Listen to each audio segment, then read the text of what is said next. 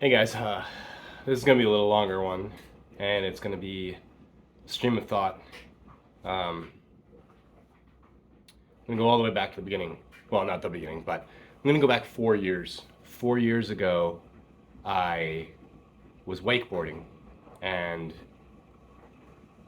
while I wasn't very good at wakeboarding, I was finishing up and I took my wakeboard in my hands and I was stepping from one boat to another boat and the boats got a little far apart and the driver even said, hold on a second, let me just reposition the boat. And I was like, I got it, and I just jumped. And I jumped, my foot landed on the other boat and slipped right away, and I had my wakeboard in my hand, so my head just went down. I hit my head, and I immediately got pins and needles all through my hands, just all through my arms. I'm sorry, that time I was actually out. I got knocked out. It was for a very short time. When I came to, I couldn't move my body. Pins and needles all over the place. Felt like I was when your hand falls asleep. Just couldn't get motion back in. Took me quite a while to get motion back in my hands. I went to a doctor. I tried to figure out what the heck is going on with me. Um, got an MRI eventually, and it turned out I have spinal stenosis, which is constricting of the spine, of the actual bone in the spine, pressing against, not giving me any fluid, the spinal fluid, the buffer, to the best of what I understand. The neurologist that I was seeing said that the result is that I need to stay away from extreme sports, which was basically my entire life. I grew up as a gymnast. Um, I had no issue with jumping off waterfalls. I loved to do anything that was the least bit crazy I wanted to do. I snowboarded, tried to jump as high as I could, skied, jumped as high as I could. Uh, Even just going to Arizona State, I would find the biggest sets of stairs that I could rollerblade down just because it was fun. It was crazy. I loved it. Anything I could do that was extreme was what I wanted to do. And he said, no, you're all done.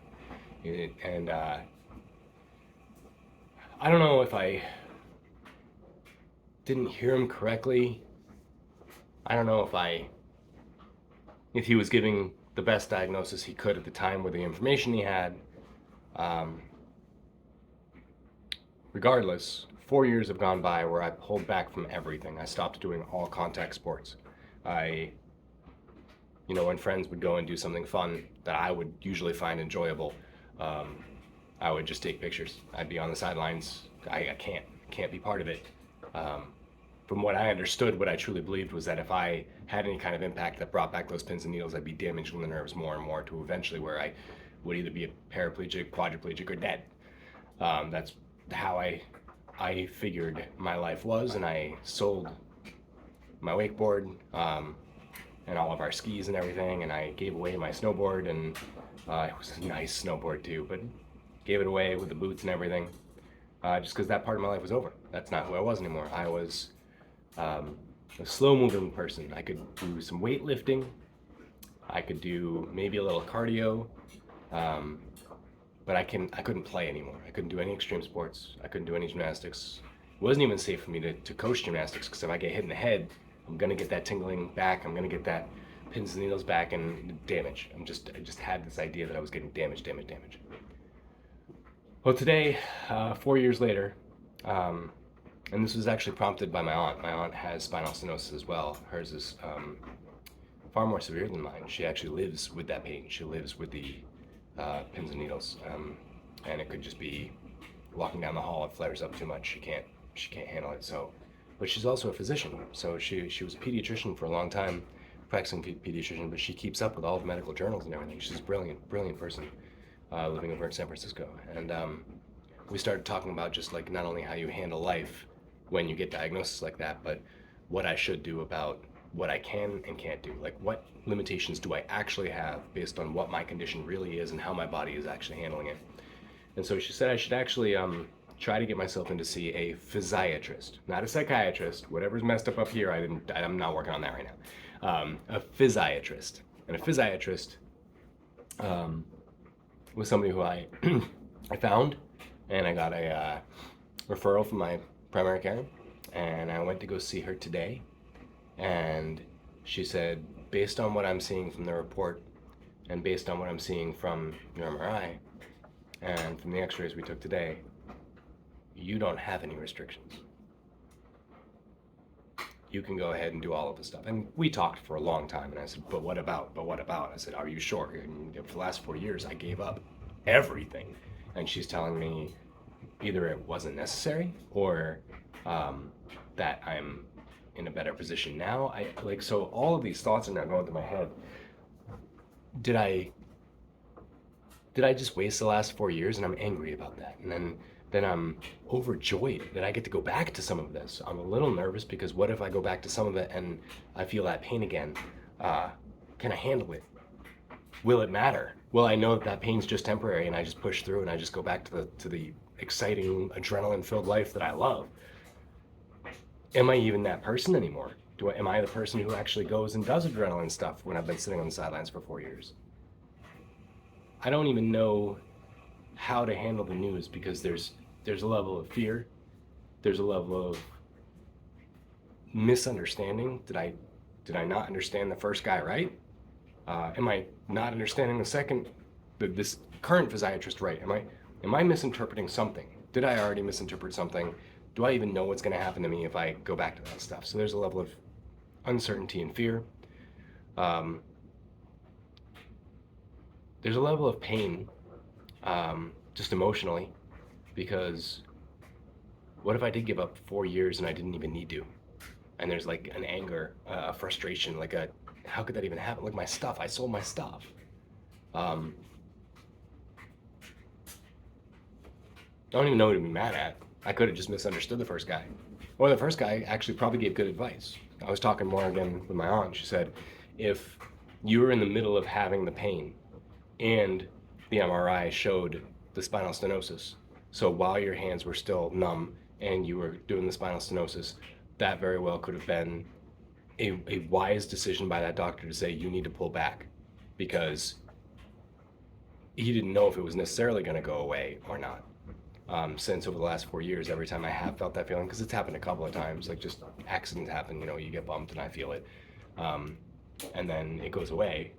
And I tell this to the new person, she says, well, as long as it's going away, it's not a permanent thing, you're not pinching anything, you're not damaging anything, then she could be reading the same exact results from the same exact MRI and looking at the history of how I'm handling it, how my body's handling it, and saying, you're actually okay to do that stuff. It's just going to be like, if you get hit hard and you get that feeling, that sensation, it's going to be like, hitting your funny bone. It's annoying, it hurts, but your hand doesn't I hit my funny bone, now my hand's dead.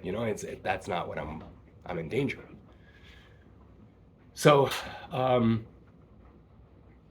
the analogy that I've been using, because I've been trying to figure it out, like how to express how I feel about this, because really, you get news like you're okay, you can just go. I should be like bouncing off the walls, totally excited and overjoyed, and I'm not. And so I wanted to figure out why. And the best analogy I could come up with was, there was a movie called Castaway with Tom Hanks, and he was a FedEx guy on a big FedEx plane that was flying internationally, and the plane went down. Everybody died except Tom Hanks. He made it to an island, and he survived for a really, really long time, years. And when he actually came back to civilization, his wife was married and had a kid. And she should have been overjoyed to see the love of her life, her husband, back. But she had already gone through the grief of burying him, going through his funeral, saying goodbye to him, knowing that her husband was dead, dealing with the grief of having a dead husband, and then overcoming it and remarrying and having a child. And now he just shows up. And it's like, well, I'm happy you're here, but I don't know how you fit into my life now.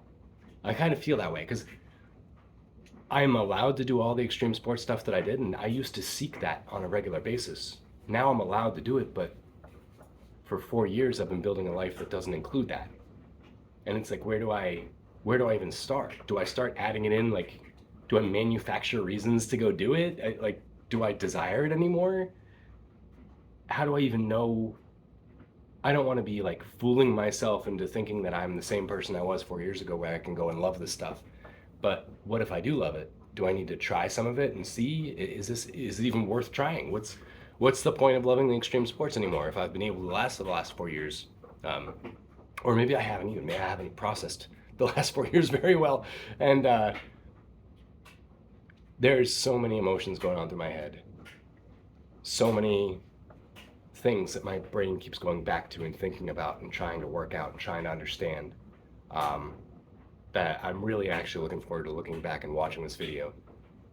And from a for future me, I can't wait to see what you say, um, because I'm confused right now. And I just want to go to bed. So that's what I'm going to do. I'm going to head to bed. I'm going to let my emotions and my thoughts and everything simmer for a while. I figure I'll just finish 75 hard because I'm already on that track. Let's finish 75 hard before we even think about any extreme sports or any of the stuff that I couldn't do before that I can now do. Let's just wait and let's see where I go. Let's see where my brain goes. Let's see where my emotions go. Let's see where my just physical capabilities go. But man, it's a heavy day today. Very heavy day today. Thanks for listening if you made it this far.